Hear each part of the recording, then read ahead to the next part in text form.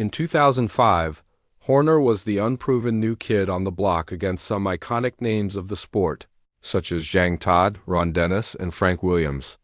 It would be easy to imagine that, by applying the dynamics of today's paddock landscape to back, then he could have been viewed with some derision and mirth by these behemoths, seeing the youthful Horner as beneath their lofty achievements, but it was actually the opposite, Horner explained, revealing that the F1 of 2025 is a far different place than when he first arrived in what Dennis infamously once referred to as the Piranha Club, comparing the paddock to a school of carnivorous fish all too happy to feast on anyone not strong enough to swim in the murky depths.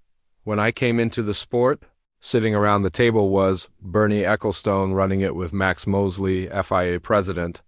He told PlanetF1.com in an exclusive interview, "You had Ron Dennis running McLaren, Frank Williams at Williams, Zhang Todd at Ferrari, and Flavio Briatore running Renault.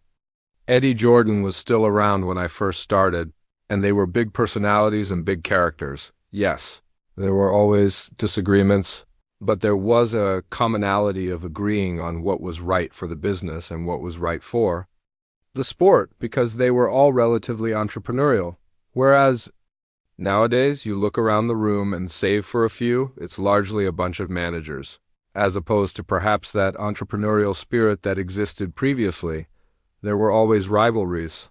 I mean, Zhang and Ron never particularly saw but there was always respect that sometimes I think is a little lacking these days."